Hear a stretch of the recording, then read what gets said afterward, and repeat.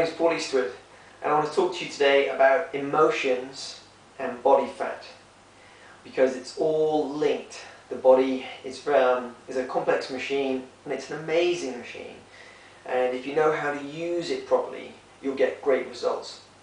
I'm going to put a link at the bottom of this YouTube video to another video series about an experiment that was done with about 7 or 8 people in England, actually in the UK, and they were naturally slim people, and they force-fed them a lot of food to see if they would gain weight or if their thin, slim body would stay the same over about a 5-week period.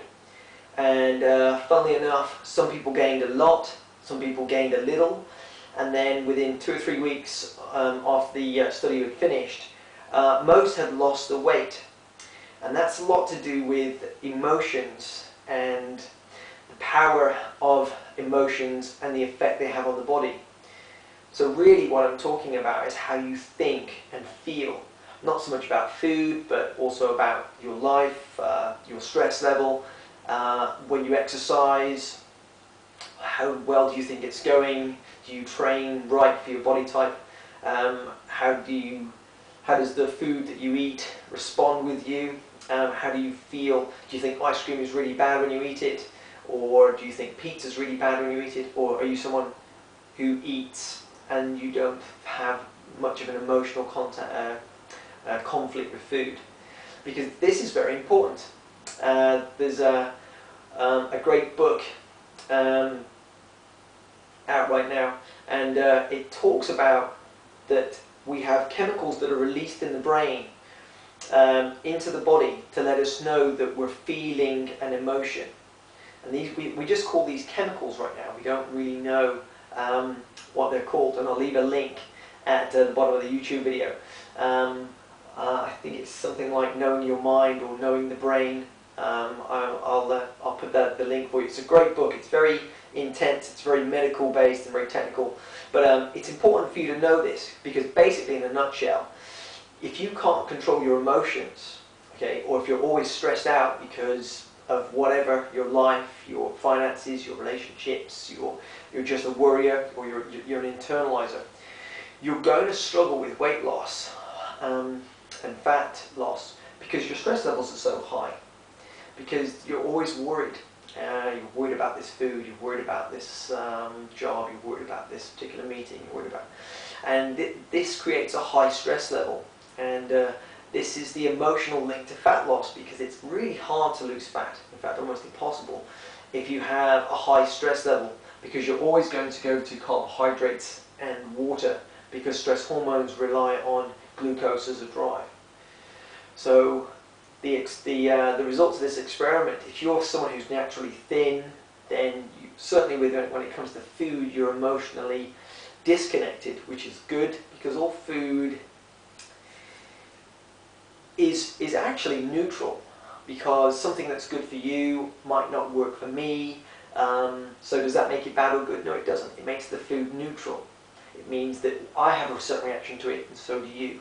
And the most important thing is to find out your reaction to it. Not mine, not that celebrity, okay? Not my clients, but your reaction. And that's why metabolic typing is so important, because it tells you about your reaction. And the 10 systems that it measures are all about your reactions to food. So I really recommend people taking that, because it's the nearest test that there is right now to help you discover what your body needs and what gives you the best reaction to food and nutrients, especially when it comes to burning fat and also getting the right nutrients to be healthy. So I hope this helps you piece some of the jigsaw puzzles together, because I actually have a lot of fit friends. They're either personal trainers themselves or nutritionists, and they carry pictures of people who are extremely fit and ripped and in shape. And they look at those pictures a lot as motivation for training. And that really helps, because it gets your thought processes or your emotional connection with your body set right. That people look fit, I can look fit. And you release these good chemicals into the body that say, yes, this is something that we want, this is good for us, this is a good thing to aspire to. We're going to move towards this. Okay? So being emotionally correct about your food and emotionally correct about your training, and carrying a picture with you, okay, on your phone or in your diary of someone who's fit and healthy will help you, because it will stimulate your emotional connection with where your set point should be. Okay? And if you don't believe anything I say, that's perfectly fine. Then do check out the link to this experiment they did with these people, where they force-fed them a diet. You'll also see another experiment within that one that was conducted ages ago in a prison, where some people just couldn't gain weight no matter how much food they ate. And that's very important. So how can thin people always be thin? Because their set point is so strong and their emotional connection to food is so low.